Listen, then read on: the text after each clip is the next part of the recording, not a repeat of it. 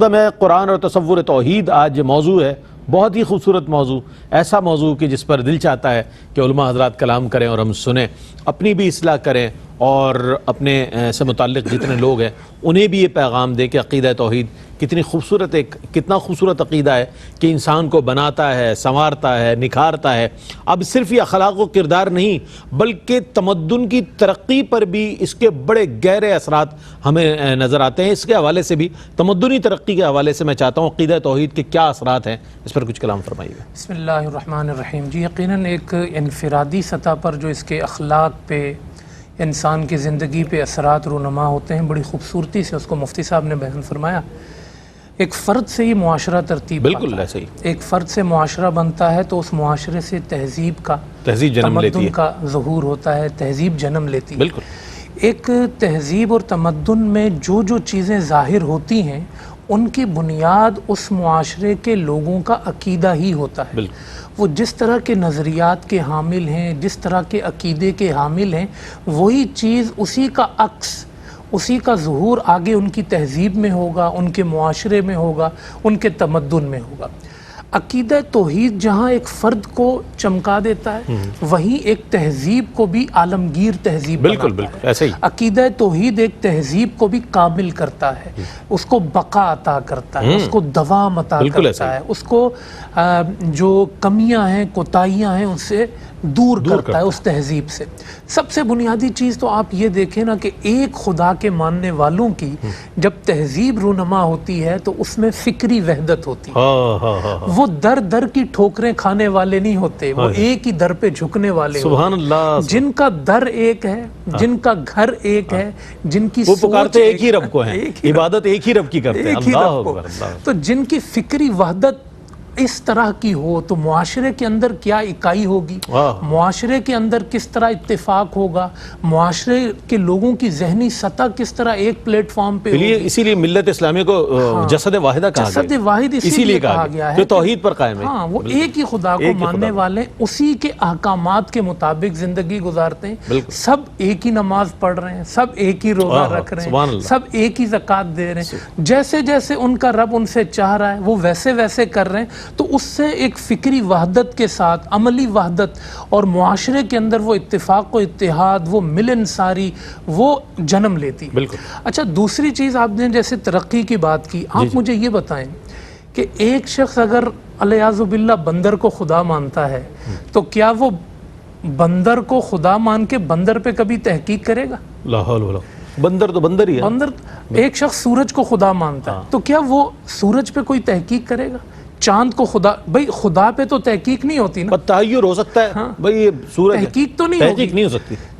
اسی لیے جو رب کو اپنا خدا مانتے ہیں، رب ان سے کہتا ہے مجھ پہ تحقیق نہیں کرو، میری مخلوق پہ تحقیق کرو۔ تو ترقی عقیدہ توحید میں ہے کہ ایک خدا کو مانا، اب بندروں پہ بھی تحقیق کرو، یہ مخلوقات ہیں، تمہاری جیسی چیزیں ہیں، یعنی کائنات میں، تو آپ ہر چیز پر آپ اپنے علم کی، اپنے عقل کی، اپنے شعور کی روشنی آپ ڈالیں، ہر چیز کی۔ تو ترقی آپ کو عقیدہ توحید یہ بتاتا ہے کہ آپ چاند پہ بھی کمند ڈالیں، آپ سورج کی کہکشاؤں تک بھی پہنچیں، آپ ایک انسان انہی چیزوں کو، اپنی جیسی چیزوں کو خدا بنا کے بیٹھ جائے، اس کی تہذیب میں کیا تحقیق ہوگی؟ ہرگز نہیں ہوگی۔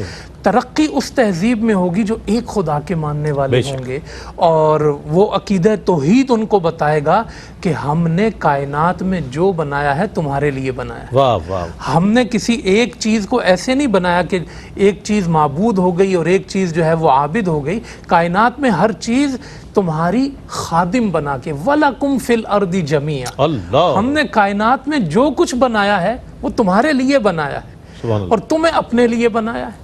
تو اس لیے یہ عقیدہ توحید ہی ہے جو معاشرے پر اس طرح کی فکری اور وہ خودداری انسان کے اندر پیدا کرتا ہے کہ وہ ساری کائنات کو، ساری مخلوق کو اپنے سامنے اس کی حقیقت کے ساتھ دیکھ لیتی ہے۔ وہ تہذیب، وہ معاشرہ، اور دیگر معاشروں میں آپ قدیم تہذیبوں میں اٹھا کر دیکھ لیں، ایک وقت تھا ان کا وجود تھا، پھر وہ وجود ختم ہو گئے۔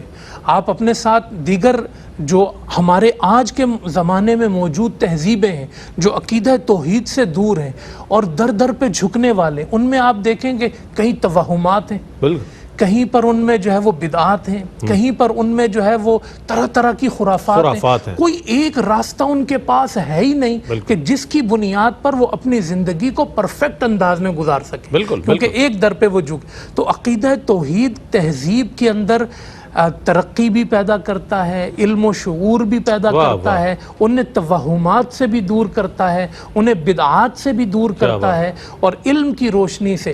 اور پھر عقیدہ توحید کی جو سب سے پہلی چیز میں نے بنیادی ذکر کی تھی کہ ایک فکری وحدت انسان کو نصیب ہوتی ہے، اور سارے لوگ ایک نقطہ نظر پہ آ کے اس معاشرے میں ایک خدا کو اپنا معبود بنا کے۔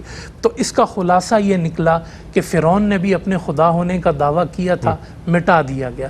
تو زمین میں خدا بننے کی کوشش نہ کرو، اگر تم نے اپنی تہذیب کو خوبصورت رکھنا ہے تو وہ ساری صفات جو مفتی صاحب نے بھی ابھی ذکر کی، تواضع، انکساری اور تمام اخلاقیات کے ساتھ اس تہذیب کا حصہ بنو، جو لازمی نتیجہ ہیں عقیدہ توحید کو ماننے کے۔ ہم نے اس پر باتیں تو بہت کی ہیں، لیکن آج آپ معاشرے میں دیکھ لیں، ایک انسان اگر کہتا ہے کہ میں چودھری ہوں اور تم کسان ہو، ایک انسان یہ کہتا ہے کہ میں وڈیرا ہوں تم ہاری ہو، کوئی کہتا ہے میں برہمن ہوں اور تم اچھوت ہو، میں برہمن ہوں تم شودر۔ یہ جو ہے یہ نا، اب دیکھیں مسلمانوں کے اندر بھی اگر یہ چیز ہے تو انہیں سوچنا پڑے گا کہ کیا ہمارے عقیدہ توحید کے اثرات ہماری تہذیب، ہمارے افراد اور ہمارے معاشرے پہ لاگو ہو رہے ہیں۔